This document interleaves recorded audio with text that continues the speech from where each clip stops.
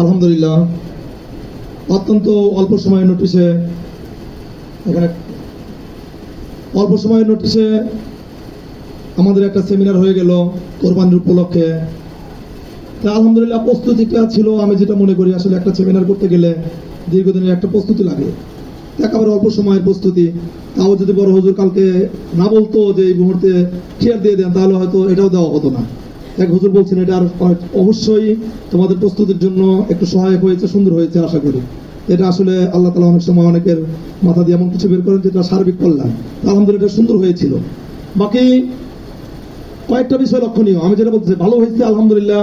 বিশেষ করে মাদানী নিসাবের ছাত্ররা একদম নবীন, কেবল প্রথম বছর আসছে, ওরা অংশগ্রহণ করছে অনেক, এটাই ওদের এক নম্বর সফলতা আমি যেটা মনে করি। অনেকে মনে করবে যে ওরা তো অনেকেই সিরিয়ালে আসে নাই, না, ওরা যে প্রথম বছরে সেই প্রতিযোগিতায় অংশগ্রহণ করছে এবং সর্বোচ্চ পর্যায়ে ছাত্র হিসেবে ওদের ভিতরে আরো বেশি, এই জন্য অবশ্যই ওরা প্রশংসার যোগ্য।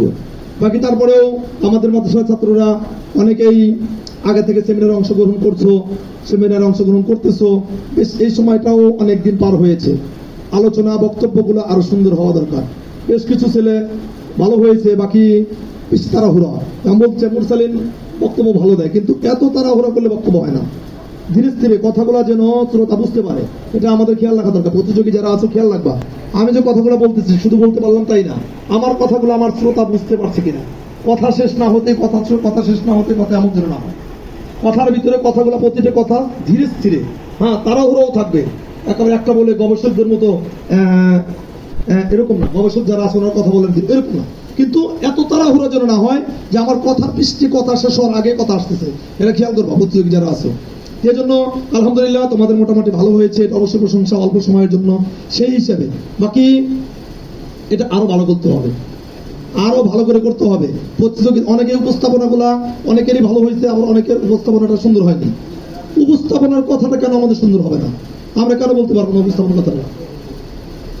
উপস্থাপনার কথাটা অবশ্যই করে সুন্দর করে বলতে হবে। আর একটা জিনিস যেটা সবচেয়ে বড় দৃষ্টিকটু, এবং আমি মনে করি এটা চূড়ান্ত পর্যায়ের মাদ্রাসার সাথে আসাদায়ে কিরামদের সাথে বেয়াদবি, সেটা হলো তোমরা সেমিনার হলেও অনেকেই অনুপস্থিত। গুরুত্ব নাই, আমি তো প্রতিযোগিতা অংশগ্রহণ করি নাই, এটা কি হলো?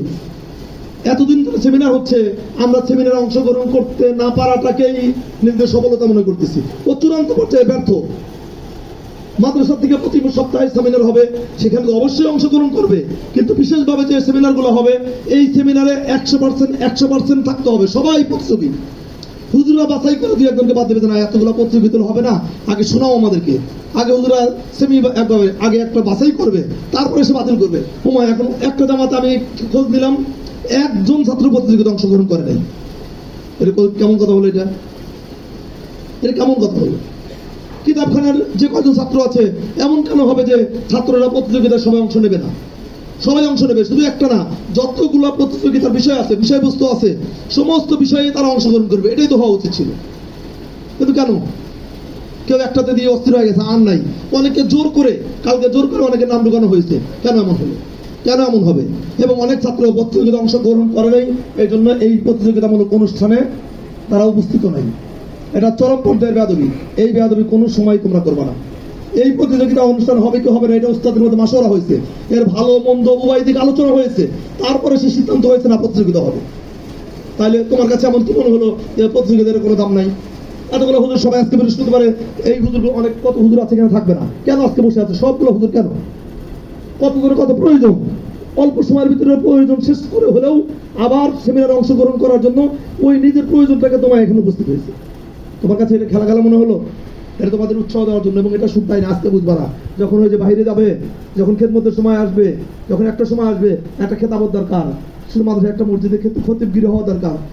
একেবারে আল্লাহ ফেরেশতা দিয়ে তোমার মাথায় একটা বয়ানের ভিতরে ওই রকম জোশ ঢেলে দেবে, তুমি আগে কোনোদিন বলো নাই, একেবারে ওই রকম তেজস্বী বক্তা হবে।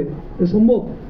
বক্তা হওয়া জরুরি না, কিন্তু মসজিদের মেম্বারে বসে হক কথাটা বলার মতো, জুমায় খেতাবত করার মতো, জুমায় খুতবা দেওয়ার মতো, জুমার মসজিদের একটা খতিব হওয়ার জন্য যে আলোচনাটুকু দরকার, এটা তোমার নাই, এর প্রয়োজন নাই। কি বল, আছে কিনা?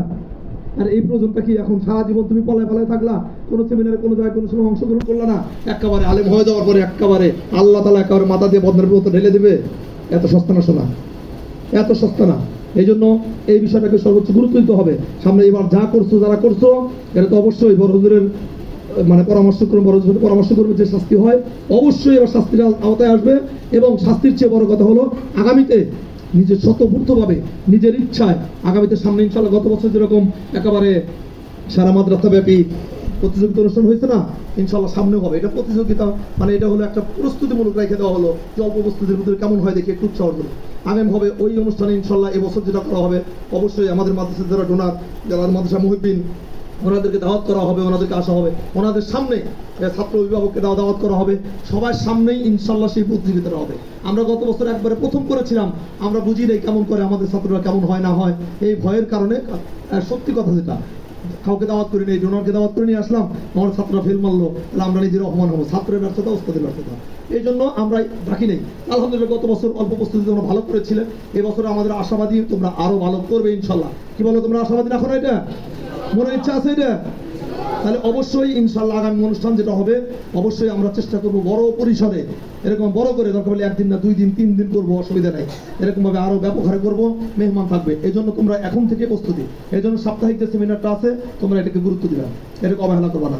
কারণ কতরুন আলা কতরুন, বারবার বলি আমি, কতরুন আলা কতরুন নিজাত্তা ফাকাত না হরুন, ফোটাই বেশি হয়। আজকে তারা ভালো পারফর্ম করছো, প্রথম যখন সেমিনার শুরু হয়েছে এরাও অনেকেই ছিল, আমি তো আজকে প্রস্তুতি নিতে পারি নাই, আমার জন্য দোয়া করবেন, আগামী সপ্তাহে বলা বলে নাই।